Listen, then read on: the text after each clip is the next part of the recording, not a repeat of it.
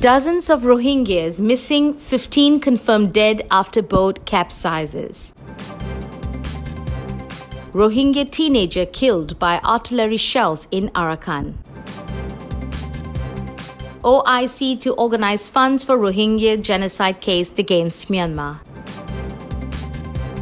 Dozens of Rohingyas were missing and 15 were confirmed dead on Tuesday after a ship carrying about 130 people capsized in the Bay of Bengal while trying to reach Malaysia, a Bangladesh Coast Guard official said. Rescuers had saved 73 people from the vessel, which had set sail early on Tuesday, packed with refugees trying to make their way to Malaysia from camps near the resort town of Cox's Bazar in Bangladesh, said the official Hamidul Islam. It was inhumane, he said. The boat was carrying roughly 130 people while it had a capacity of 50. The chance of finding anyone else alive is pretty slim, but we cannot give up. We are continuing search operations, Islam said. Some of the survivors said a second vessel carrying a similar number of passengers had also set off at the same time, Islam said. Coast Guards had so far been unable to locate the second vessel. I wanted to go to Malaysia for a better life. I wanted to live with my husband, said Rajuma Akhtar, one of the women who were rescued, told media on Tuesday. Akhtar said her husband had gone to Malaysia 5 years ago. 2 Bangladesh naval vessels and 2 Coast Guard ships were involved in joint rescue operations near St. Martin's Island off the southeastern tip of Bangladesh. Those rescued include 46 women, 24 men and 3 children. They confirmed dead were women and children, Islam said. In a statement, humanitarian agency Save the Children dubbed the tragic accident on Tuesday a wake-up call. It urged the Myanmar government to take all necessary steps to ensure the Rohingyas can return to their homes in a safe and dignified manner. Authorities in Bangladesh last year prevented more than 600 Rohingyas, including many young girls, from making perilous sea voyages, mostly to Malaysia. Last year, at least 7 suspected human traffickers, including 2 Rohingya refugees, were killed in clashes with police in Cox's Bazar. We are continuing our drive to prevent human trafficking, said Iqbal Hussain, additional police superintendent in Cox's Bazar. It is harrowing that Rohingyas are so desperate to build better lives for themselves that they risk everything on dangerous journeys by sea. Our deepest sympathies go out to the victims and their families, said Tun Kin, president of BRAUC. Today's drownings were an avoidable tragedy that speak to the sufferings of Rohingya people, denied citizenship and violently uprooted from their homes. Many see no way but to put their lives in the hands of traffickers to create a future for themselves and their children. Today's drowning is simply one of many tragic consequences of a decade-long genocide. The only way to prevent such tragedies is to create conditions that allow Rohingyas to live in peace and dignity. This must start in Myanmar, where authorities must immediately grant us citizenship and end all genocidal practices, said Tun Kin. This must also be a wake-up call on the international community to continue to push Myanmar to improve conditions for Rohingyas, including by heeding the provisional measures imposed by the International Court of Justice last month. Bangladesh has been exceptionally generous in welcoming Rohingya refugees to their country when they had nowhere else to go. It is also extremely positive that authorities are starting to loosen restrictions on refugees' access to education, giving thousands of children a chance to improve their lives, said Tun Kin.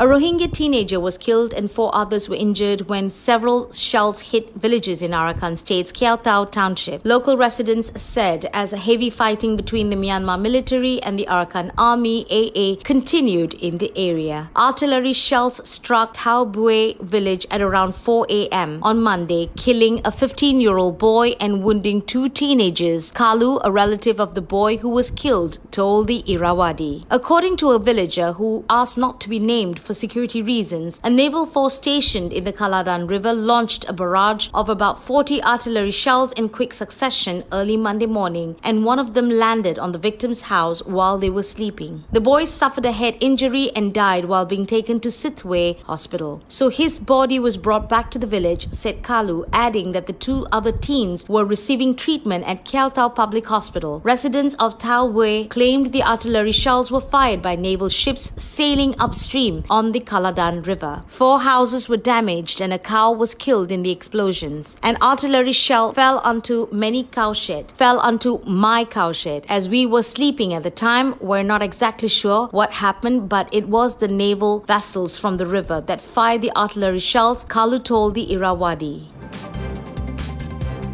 The Organization of Islamic Cooperation (OIC) will convene a pledging conference during the upcoming meeting of the Council of Foreign Ministers (CFM) in April to mobilize resources for the case against Myanmar at the International Court of Justice (ICJ) for the human rights violations committed against the Rohingya people. The 47th CFM meeting will be held in Niamey, Niger on April 3rd to 4th. The decision to convene the conference came during a meeting of senior OIC officials held at the organization's General Secretariat in Jeddah between February 9 and 11. The OIC delegates also agreed to Bangladesh proposals for continued support to the Gambia in the case until a final verdict is issued. Follow up on the ICJ's notification of its order of provisional measures to the UN Secretary Council and to contribute to resource mobilization efforts to ensure the safe, dignified and sustained return and resettlement of the Rohingyas to their homeland in Arakan. To that end, the OIC General Secretariat has set up a dedicated account to facilitate the resource mobilization efforts.